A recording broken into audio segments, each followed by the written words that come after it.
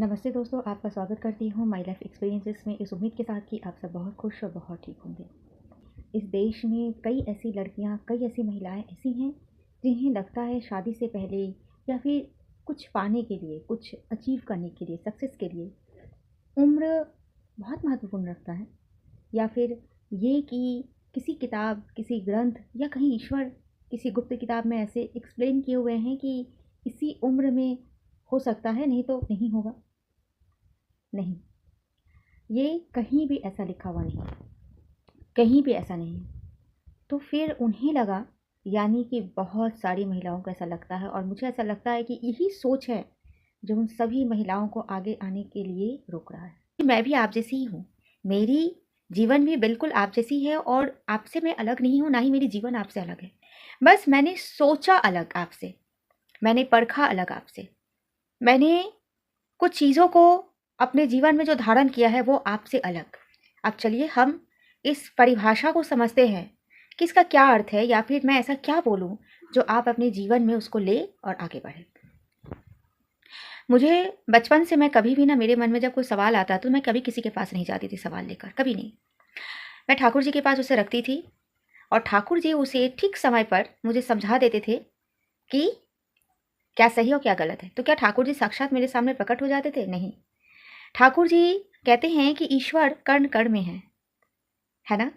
तो ठाकुर जी ना किसी घटनाक्रम से, किसी परिस्थितियों से, किसी के जीवन से, या मैं कोई पिक्चर देख रही हूँ या मैं कोई सीरियल देख रही हूँ, है ना, किसी न किसी माध्यम से वो मुझे समझा देते थे और मन में लाते थे कि नहीं, यही मेरा क्वेश्चन का आंसर है। थैंक यू ठाकुर जी, है ना। तो भगवान कण कण में है, हम जो बोलते हैं, तो कण कण का मतलब क्या है? हर कण में, हर घटनाक्रम में, हर परिस्थितियों में, हर सुख में, हर दुख में, हर एक चीज में, है ना। तो इस तरह से मैंने सीखा। और मैं एक और अगर बात बोलूँ, मैं अपने जीवन में, जब मैं, मेरे लाइफ में भगवान श्री कृष्ण का एंटर हुआ मेरे लाइफ में, और श्री कृष्ण का एंटर हुआ मेरे लाइफ में, वो ईयर 2010 एंड 11 था। तो वहाँ से मेरी जर्नी हुई भगवान श्री कृष्ण के साथ, और अब तक है चालू। तो मैं ना एक चीज़ हमेशा सोचती हूँ, जब मेरी लाइफ में कुछ प्रॉब्लम होती है, कुछ भी, जब मैं अपने आप को बहुत अकेला समझती हूँ, मुझे कुछ समझ में नहीं आता कि सही है क्या गलत है, मैं हमेशा सोचती हूँ कि अगर मैं अर्जुन होती और मेरे सारथी कृष्ण होते तो वो मुझे क्या एडवाइस करते, या फिर अगर मैं द्रौपदी होती और सखा कृष्ण होते तो वो मुझे क्या एडवाइस करते। मैं अपने आप को वो अर्जुन और द्रौपदी का समझकर और आप क्वेश्चन को रखती हूँ, और सच मानिए, यकीन मानिए कि मुझे वो आंसर ज़रूर मिलता है। और वो आंसर कहाँ? फिर मैं वही जवाब दोहराऊंगी कि क्या प्रत्यक्ष रूप में भगवान मेरे सामने प्रत्यक्ष हो जाते हैं और बोलते हैं? नहीं। भगवान कहीं नहीं है, हमारे भीतर है। हम भगवान के ही अंश हैं, यानी हम भगवान के ही हैं, हम भगवान का ही एक रूप है, हम मान सकते हैं, है ना। हम भगवान का ही एक अंश है, जैसे एक माँ बाप का अंश बच्चा होता है ना, उसी तरह से। तो अगर हम ये मान लेते हैं जब ना कि हमारे ईश्वर हमारे भीतर में ही है, हमारे साथ ही है, हर कण में है, तो वो हर एक क्षण कुछ ना कुछ लीला रचकर वो आपको समझा देंगे कि वो आपके साथ है, या फिर आपके सवालों का क्या जवाब होगा। अगर आप ईश्वर पे बहुत विश्वासी हैं तो आप ये मान सकते हैं, किसी भी, आपको कृष्ण को ही मानना है कोई बात नहीं है, आप किसी भी भगवान को मानते हैं, तो आप ये देखिए कि आप अगर उनके साथी होते, आप अगर उनके साथ होते, वो अगर आपके साथ होते, है ना, तो वो आपको क्या शिक्षा देते। क्योंकि भगवान ने इस धरती पर, कहते हैं कि जब इस धरती पे ईश्वर का जब वास था, जब ईश्वर रहते थे साक्षात रूप से, तो वो कई सारी ऐसी लीलाएं रची हुई हैं। वो लीलाएं क्यों रची हुई हैं? मानव जाति को ये समझाने के लिए, मानव जाति को ये सीख देने के लिए, है ना। तो इस चीज को आप मान सकते हैं। बहुत सबसे बड़ा उपाय, किसी के पास मत जाइए, क्योंकि 10 लोगों के पास जाएंगे और 10 लोग 10 तरह से बोलेंगे, वो ना अपने ही विचारों को प्रकट करेंगे, वो आपकी ओर से देखेंगे ही नहीं, या फिर वो लोग दुनिया को नए तौर पे देखते ही नहीं है, समय को नए ओर पे देखते ही नहीं है, वो सिर्फ अपना ही एक आइडिया बता देंगे। पर मैं अपनी सोच नहीं बता रही हूँ, मैं वो बता रही हूँ जो ज़रूरी है, जो बताना चाहिए, है ना। और अगर आप ईश्वर में विश्वास नहीं है तो आप प्रकृति को तो मान रहे हैं। प्रकृति, पेड़ पौधे, चिड़िया, सूर्य, चंद्र, तारे, ये सब तो आप देख ही रहे हैं ना। तो हम सूर्य नारायण से क्या समझे, क्या समझे आप? कभी जब देखिएगा बारिश के मौसम में 3 दिन, 4 दिन, 5 दिन, 6 दिन तक लगातार बारिश होती है, नीले आसमान में काले काले मोटे मोटे बादल घिरे हुए रहते हैं, या फिर बहुत बड़ा तूफान ऐसा कुछ होता है, या फिर ग्रहण काल, इन सभी कालों में आप क्या देखें कि सूर्य भगवान का जो उदय होने का जो समय होता है, उस समय पे उदित नहीं हो पाते हैं, लेकिन अचानक काले बादल हट गए दोपहर को, या फिर जिस समय तक सूर्य भगवान को रहना चाहिए शाम तक, तो क्या भगवान इसलिए नहीं उदित होते हैं उस वक्त? नहीं नहीं नहीं, मेरा तो उदय होने का समय चला गया है, अब मैं क्यों उदित होगा, मैं तो अब अगले दिन उदित होऊंगा। ऐसा क्या सूर्य भगवान बोलते हैं क्या? नहीं बोलते हैं। ग्रहण जब भी हटेगा तभी सूर्य भगवान उदित हो जाएंगे, उनकी रोशनी चारों ओर फैल जाएगी। इसका अर्थ ये है कि सूर्य भगवान कहीं जाते नहीं है, वो अपने स्थान पे है, वो उदित हो चुके हैं। बस वो जो समय है ना, थोड़ा सा वो काले बादल घिरे हुए रहते हैं, वो बारिश की वजह से वो अपनी रोशनी को फैला नहीं पाते, तो हम, या फिर ग्रहण है ना, तो हम इसको क्या क्या समझे कि कोई चीज़ उन्होंने ढक दिया है, जिस वजह से वो जो सूर्य है, या फिर सूर्य को हम सफलता के रूप में अगर देखें तो वो नहीं हमारे सामने ही प्रकट हो रहा है। लेकिन जब भी ये हटता है, जिस भी समय, वो साक्षात प्रकट हो जाते हैं। तो इससे हम ये सीख रहे हैं ना फ्रेंड, कि सफलता जो होती है वो कहीं जाती नहीं है, आपके जीवन से, मेरे जीवन से कहीं नहीं। मतलब सिर्फ यहाँ पर ना भगवान ने मानव जाति के लिए दाल चावल और सब्जी का ही बंदोबस्त नहीं किए हैं। मानव जाति के लिए जिन जिन चीज़ों की ज़रूरत होती है वो सब कुछ यहाँ पर प्रबंध करके भेजे हैं हमें भगवान। हर एक चीज़, कहते हैं ना, जब बच्चा आता है तो अपनी किस्मत, अपना भाग्य अपनी मुट्ठी में बांध कर आता है, अपने दाने का इंतज़ाम करके आता है। ठीक उसी तरह ना ईश्वर ने यहाँ पर सब कुछ व्यवस्थित करके रखे हुए हैं, सफलता भी है।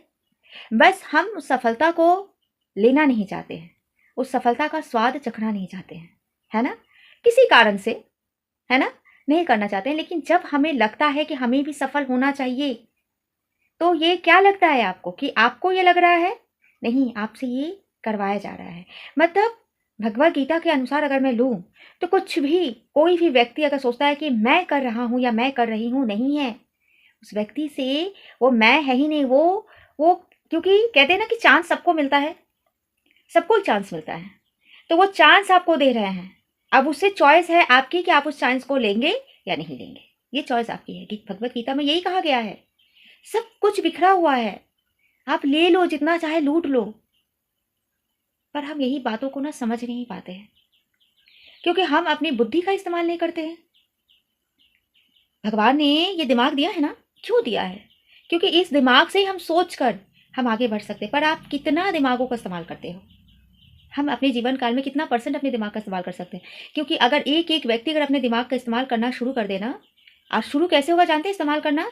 जब वो लोगों पर डिपेंडेंट नहीं होगा, लोगों से सवाल नहीं करेगा, लोगों से पूछना बंद करेगा वो, और अपने भीतर सवाल करेगा, जानेगा, समझेगा। यही होती ना कि लोग क्या बोलेंगे, ये क्या कोई पाप है, क्या अन्याय है, क्या अधर्म है, या फिर डर, यही सब कारण इंसान को रोकती है सफल होने से। और जब हम इन सब पे काबू पा लेते हैं, पढ़कर, जानकर, समझकर, मुझे लगता है कि आप सबको मैं एक वजह दे पाई हूँ, एक एक परिभाषित सफलता का जो परिभाषा होती है मैं वो दे पाई हूँ, कि या फिर आप किस तरह से खुद को ले सकते हो। क्योंकि सफल होने के लिए सबसे बड़ी बात है कि आपका माइंड में आना, यानी आपके माइंड में आ चुका है लेकिन आप वो सेट नहीं कर पा रहे हो, आप क्लियर नहीं हो पा रहे हो, आप अपने मन में, अपने दिमाग में। वो क्लैरिटी बहुत होनी चाहिए आपके दिमाग में, वो क्लियरिटी मैंने आपको इन बातों से, इन वीडियो के माध्यम से दिया। अब आज इस वीडियो को आप देखकर आप अपने मन के थॉट को क्लियर करो कि आप चाहते क्या हो। आप नहीं तो आप ऐसे ही होते जाओगे, ये और वो। आप क्लियर करो पहले अपने चाहने को। हाँ, मुझे सफल होना है, ज़रूरी है, क्योंकि आप, मेरे पास कोई चॉइस नहीं है क्या चॉइस आपके पास? नहीं चॉइस है। और अगर चॉइस होगी तो क्या आप सफल नहीं होगे? तो भी सफल होना ज़रूरत है ना। मैं बस इन्हीं बातों से मैं आपको समझाना चाहती थी कि कोई उम्र नहीं होनी चाहिए, है ना, कोई समय नहीं होता है। जिस उम्र में, जिस समय आपको ये समझ आ गया कि मुझे सफल होना है, तो बस सफल होना है, यही आपकी नियति है, यही आपका प्रारब्ध है, बस उस पर आप चल पड़ो, है ना। क्योंकि वो आपके मन में, आपके मन में वो लाया जा रहा है, आ नहीं रहा है, लाया जा रहा है। कोई है जिसे आप मानते हो, कोई आपके आराध्य हैं, कोई यूनिवर्स का कोई शक्ति है, किसी भी ईश्वर को आप मानते हो, वो आपको लेके चल रहा है, वो आपको दिखा रहा है। क्योंकि हम ना उन्हीं चीज़ों पर विश्वास करते हैं जो हम आंखों से देखते हैं, जो हम आंखों से नहीं देखते उन पर हम विश्वास ही नहीं करते हैं।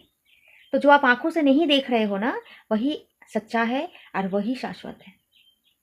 मैं ऐसा कह के अपनी बातों को यहाँ पे सबमिट कर रही हूँ। इसके बावजूद भी अगर आप लोगों के मन में ऐसे कोई सवाल है सफलता के विषय में, तो आप ज़रूर कमेंट बॉक्स में सवाल कर सकते हो। आप जितनी बार सवाल करोगे, मैं उतनी बार आपकी आंसर दूँगी, क्योंकि मेरा आशा यही है, आप सबको स्ट्रॉन्ग बनाना, इंडिपेंडेंट बनाना और आगे बढ़ाना। जीवन की जो सच्चाई है, उससे आप सबको परिचित करवाना। तो फिर वीडियो अगर पसंद आए फ्रेंड्स, तो लाइक, कमेंट, शेयर ज़रूर कीजिएगा। और अगर आप लोगों को लगता है कि मुझे आगे आना चाहिए, मैं आप सबके लिए कुछ कर सकती हूँ, मैं आपकी साथी, आप लोग की सखा, आप लोग की सखी, सहेली, सारथी बन सकती हूँ, तो आप प्लीज़ मुझे सपोर्ट करें, क्योंकि आप सबकी सपोर्ट की मुझे बहुत ज़रूरत है। तो मिलते हैं अगले वीडियो में एक इंटरेस्टिंग से टॉपिक एंड सब्जेक्ट के साथ। तब तक के लिए फ्रेंड्स, राधे राधे।